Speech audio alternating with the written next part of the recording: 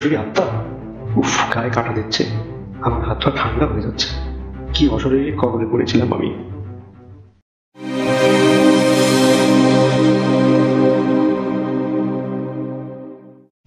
পড়ালেখার সুবাদে অনেকটা বছর ঢাকায় কাটিয়েছি পরিবারের সাথে, তাই গ্রামে সচরাচর যাওয়া হতো না। ভাবলাম এবার কুরবানির ঈদটা গ্রামেই করব, কুষ্টিয়াতে। তো রাতের ট্রেনে উঠলাম। রাতের ট্রেন যাত্রা কার না ভালো লাগে, কিন্তু আজকের রাতটা কেমন যেন একটু গম্ভীর। খুব জলদি চলে আসলাম। এত রাত অটো কই পাবো?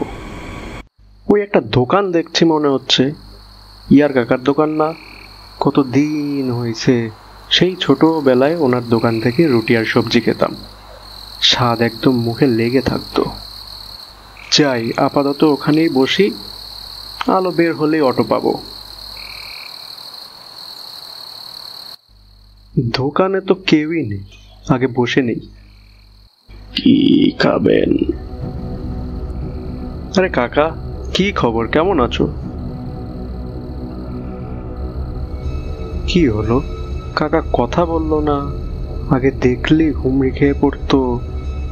বিষয়টা কেমন অস্বাভাবিক লাগলো। কেমন একটা গন্ধ।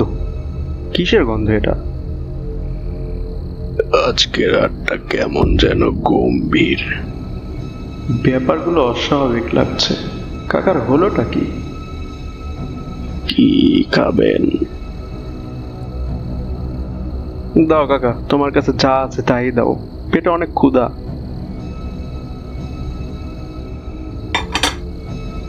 আহ, সেই পুরোনো রুটি আর সবজি, কত দিন যে খাইনি, আজকে খাবো। এ কি এত গন্ধ কেন? কাকা কিছু বলেন কাকা, কি এত গন্ধ কিসের? এত আষ্টে গন্ধ কিভাবে হয়? এমন তো কখনোই হতো না। কাকার খাবারে কখনোই কোনো অভিযোগ কারোই ছিল না। আলো উঠলে অটো পাবেন, চলে যান। কাকা কত হলো, বিলটা নাও। ওসব লাগবে না, এখন ওসব দিয়ে কি করব? আচ্ছা কাকা, তাহলে কালকে বিকেলে আসতেছি, অনেক ক্লান্ত, এসে কথা হবে। পাবেন না আমাকে? মানে কোথাও যাবেন নাকি?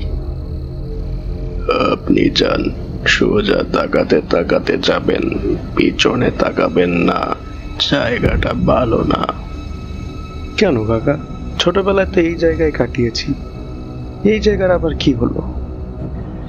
আপনি আসেন এখন। বিষয়গুলো বুঝলাম না। কাকার আচরণ, খাবারের গন্ধ, বাতাসে গন্ধ, কাকার হলোটা কি? দোকান পরিষ্কার রাখে না নাকি? মেন্টাল কোনো প্রবলেম না তো?